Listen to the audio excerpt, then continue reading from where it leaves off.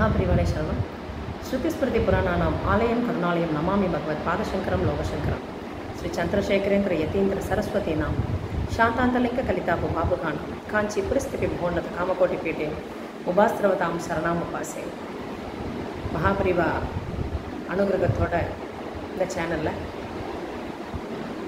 சக்தி பீடங்கள் பார்த்துருக்கோம். அதில் 41வது பீடமாக வருது நேபாளம். அங்கே அம்பாளோட வலது முழங்கால் விழுந்ததா ஐதீகம்.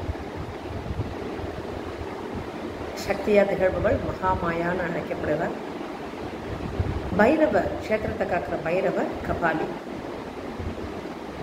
இது பசுபதிநாத் கோவில்னு கேள்விப்பட்டிருப்போம். 12 ஜோதிர்லிங்கத்தில் அதுவும் ஒன்று.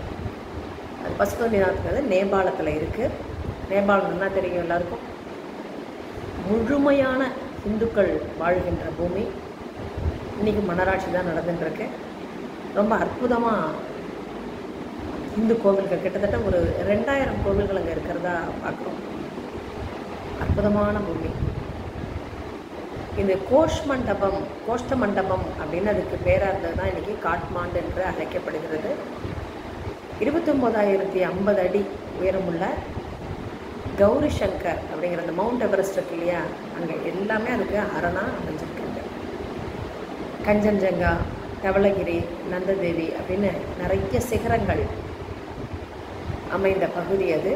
பல சிகரங்கள் இருக்குது. முழுக்க முழுக்க இந்து ராஜ்யம். அதுவே பெரிய சந்தோஷமான விஷயம். பீகார், உத்தரப்பிரதேஷ் அதுக்கெல்லாம் வடக்க இருக்குது இந்த நேபாளம்.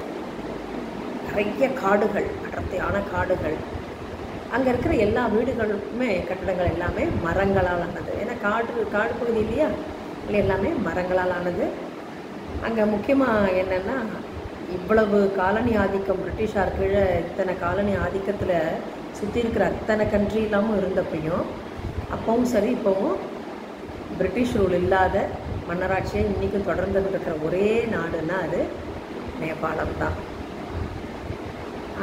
முக்கியமாக பார்க்க போனால் இங்கே இருக்கிற பசுபதிநாதர், அவர் 5 முகங்கள் கொண்டவர். அதுவும் எப்படி இருக்கிறவர், 50 அடி உயர பீடம் சொல்லலாம், அதை மேடைன்னு சொல்லலாம். அதுக்கு மேலே அந்த சிலை இருக்குது. அது தவிர்த்து லிங்கத்துக்கு என்னென்னா, தலைக்கு மேலே அந்த தங்க பாத்திரம் வச்சு அந்த தண்ணி அவருக்கு நீர் தாரையாக அவர் தலையில் ஊற்றின்னு போட்டின்னு இருக்கிற மாதிரி ஒரு அமைப்பு இருக்குது. இங்கே ரொம்ப சிவராத்திரி ரொம்ப அதீதமான விசேஷமான கொண்டாடப்படுகின்ற ஸ்தலம் இது. பாரதத்தோட பல்வேறு பக்தர்கள் அந்த சிவராத்திரியில் கலந்துப்பா. அதில் முக்கியமாக விசேஷமாக பார்க்கணும்னாங்க லட்சதீபம் அன்னைக்கு ஏற்றுவா. அவ்வளோ விசேஷம். சிவனுக்கு அபிஷேகம் தான் ரொம்ப முக்கியம். அதனால தான் அந்த ஜலபாத்திரம் வச்சு அங்கே இல்லை வடக்க நிறைய இடத்துல இருக்கும். ஆனால் பசுபதீஸ்வரர் இங்கே பசுபதிநாத் கோவில் ஜோதிர்லிங்கத்தில் ஒன்றுங்கிறதுனால அந்த ஐதீகம். இங்கே நம்ம இதில் காகங்களுக்கு பித்ருவுக்கு தீரும் அப்படின்னா ஏதோ ஒன்று காகத்துக்கு சாப்பாடு வைப்போம் இல்லையா, அது மாதிரி அங்கே புறாக்களை ரொம்ப கொண்டாடுவாங்க கண்ட்ரியில். அங்கே இன்னொன்று என்னென்ன விசேஷம், அந்த நந்திகேஸ்வரர் இருக்கார், அவருக்கு தங்க காப்பு உண்டு. நந்திகேஸ்வரர் அம்சம் சிவனோட அம்சம்தான் தான் எல்லாருமே சொல்லுவோம்.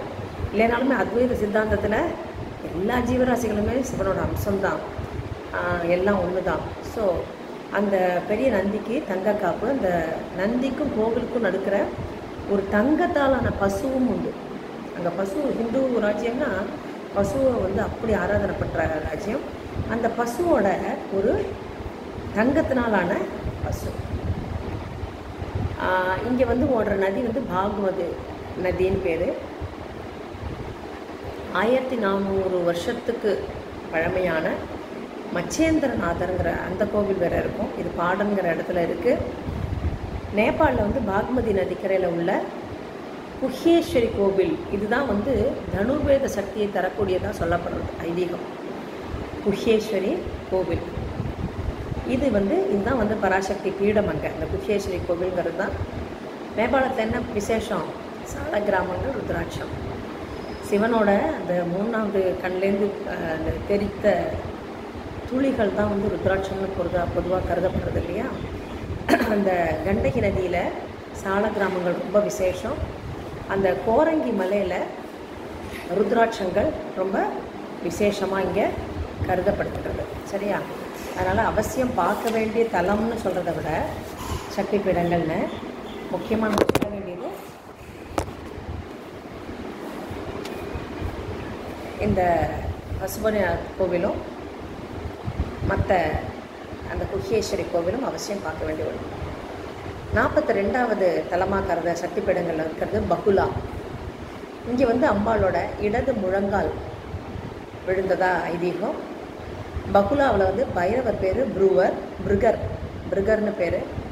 இது வங்காளத்தில் கட்வால் அப்படிங்கிற கேது பிரம்ம கோவில்னு இருக்குது. அந்த கோவில் தான் இதுக்கான ஸ்பாட், இடம்.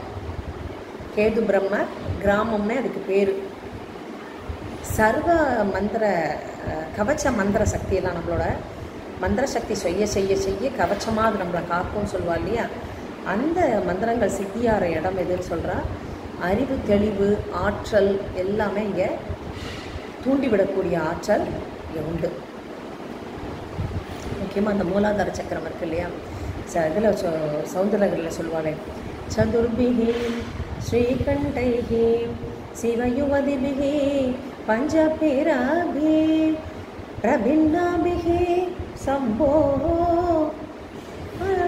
மூல பிரகிருதிபிஹி. அந்த அந்த மூலாதார அந்த சக்கரத்தை தூண்டிவிடக்கூடிய ஆற்றல் அந்த சௌந்தரகர் ஸ்லோகத்துக்கு உண்டு. அது முக்கியமாக இங்கே வந்து இந்த ஆதார சக்கரங்கள் மந்திர சக்தியை சொல்ல சொல்ல அது பவர் அதிகமாக்குற பலன் வந்து இங்கே ஜாஸ்தியாக கிடைக்கும்னு சொல்லப்பட்டிருக்கு. 43 வந்து தலம் திரிபுரா. அந்த தலத்துக்கு பேர் திரிபுரா. வலது கால் வந்து விழுந்த இடம். அம்பாள் பேர் திரிபுரா, ஐயன் பேர் திரிபுரேசர். இடம் வந்து ராதா கிஷோர்புரி கிராமம்னு இருக்குது. மலை மேலே அந்த திரிபுரா இருக்குது. அங்கே இருக்கிற மலை மேலே அந்த திரிபுராங்கிற ஸ்தலம் இருக்குது. நம்ம திரிபுர சுந்தரின்னா என்ன, திரிபுரங்களை எரித்தவர் திரிபுர சுந்தரர்.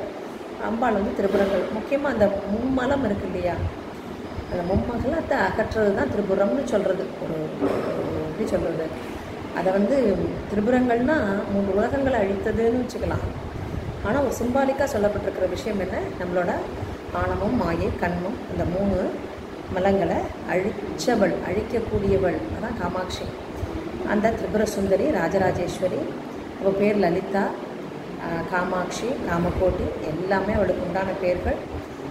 அந்த திரிபுரங்களை அந்த மும்மலங்களை அழித்தா அந்த உள்ள அழகு எப்படி இருக்கும், ஜஸ்ட் இமேஜின்.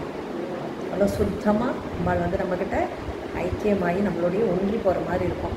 அதுக்கான ஆத்தென்டிகேட்டட் அம்பாள் அப்படின்னா அவள் இங்கே தான் இருக்கா, திரிபுராவில் இருக்கா. அவசியம் போய் எல்லோரும் தரிசனம் பண்ணுங்க. மகாபரிவாலே சரணம்.